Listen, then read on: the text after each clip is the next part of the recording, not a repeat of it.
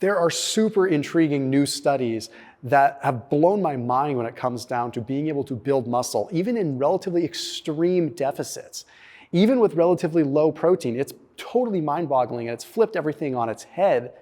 But now we're starting to understand like how this could work. Like even if you're fasting, potentially being able to build muscle, or in an extreme caloric deficit where I need to drop a bunch of fat, but I don't want to lose all my muscle. Anyway, it's wild. So first off, there was a study published in the American Journal of Clinical Nutrition, took a look at the relationship between hypertrophy, muscle building, and weight loss. So what they did is for 90 days, they had them consume a super low calorie liquid diet, 803 calories per day. So I don't recommend that you do this. That's extremely low. And then they divided them into two groups. One group stayed sedentary and the other group resistance trained. They took muscle biopsies at the beginning, at baseline, and then again at 90 days. Okay, they found on average, both groups lost a lot of weight. Okay, they lost about 35 pounds. Okay, 76-ish% or so, averaged out, ended up being from fat. So they lost a lot of fat, but on average, it looks like they lost a lot of muscle too, right?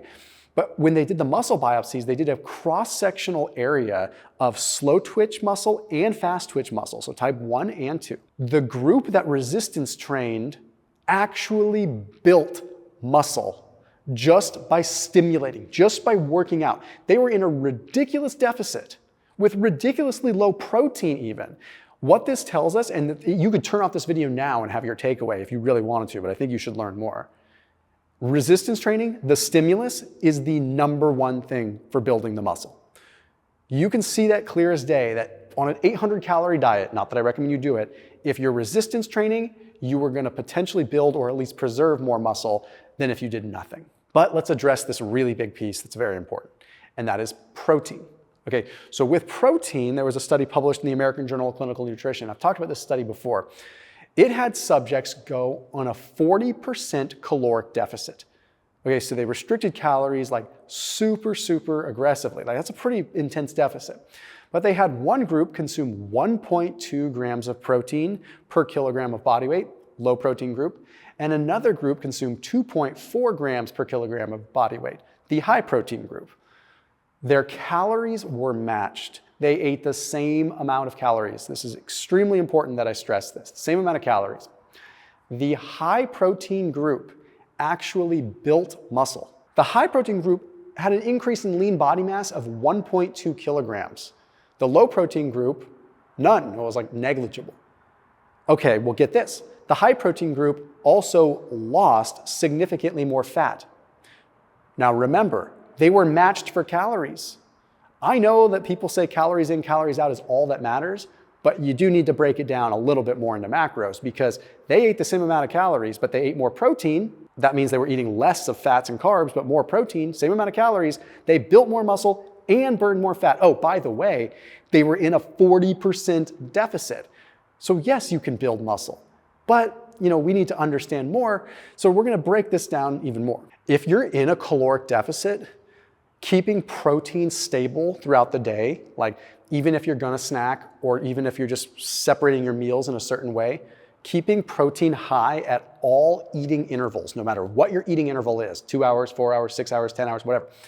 Protein being high is critical. That means even snacks. Now I put a link down below for Thrive Market. If you wanna shop at Thrive Market, that's a 30% off discount link. People think that it's just like a place to get pantry staples. No, you can get like meat snacks, like chomps, you can get Rome sticks, you can get things that are high in protein through Thrive, and that's a 30% off discount link. So if you loaded up your entire cart with, candidly, not the cheapest protein snacks, because protein snacks can add up, you can save 30% off your entire first order through Thrive, plus you get a free $50 gift. So it's a membership-based grocery store. So when you log in there, you can sort by different diet types. So say you sort by like baked goods, or you sort by snacks, and then you can sort by meat snacks, so you can sort by sugar-free or gluten-free. It's the easiest shopping experience, and then it gets delivered to your doorstep. But let's be real, like everyone's trying to pinch some pennies, and if you save 30% off your whole grocery cart, trust me, that adds up. You're talking like a month's worth of groceries. So use that link down below in the top line of the description. So people poke holes in protein kind of studies with this, and they say, well, this is only gonna be effective in a deficit if someone is untrained, like if someone's never really worked out before. Then of course, as soon as they work out, they're gonna have a stimulus and they're gonna build muscle, newbie gains, right? Well, let's look at some data in trained individuals. There's a study published in the International Journal of Sports Nutrition and Exercise. This took a look at physique athletes, natural physique athletes. Now, full disclaimer, like just because it's a natural thing doesn't mean that they're really natural. You never know, so you do have that thrown into the mix being real. But what they did is they had them go through like their normal sort of contest prep, and they put them on a very specific diet. So in this case, they had them consume either 2.5 grams of protein per kilogram of body weight or 0.9 grams of protein per kilogram of body weight. They put them into a severe deficit and they had them go about pretty intense resistance training for 8 weeks. Granted, these are already very experienced resistance trained athletes. Well, what do you know? The people that had more protein actually increased lean body mass and seemed to have better fat loss too. In fact, it wasn't anything negligible. It was 2.1 kilograms of muscle built versus 0.6 kilograms of muscle built. We're talking upwards of 5 or 6 pounds here. Like that is a lot of muscle to gain in a similar caloric range just by adding in more protein in a very trained individual. I have a theory that people that are more trained and more resistance trained actually respond even better in a caloric deficit because A, maybe their bodies will hold on to that muscle easier because they've established that that muscle is just sort of part of their being. But additionally, when that muscle is stimulated, then maybe they're actually getting a bigger effect because there's more metabolic demand with more tissue. It's just a theory, but the data also seems to back it up. At the end of the day, what we have to look at is muscle protein synthesis is driven by a stimulus and a positive nitrogen balance. Calories do not seem to matter too much. Be in a deficit, build muscle. That's fine. Be in a surplus, build muscle. That's fine. But do what makes you feel good. I'll see you tomorrow.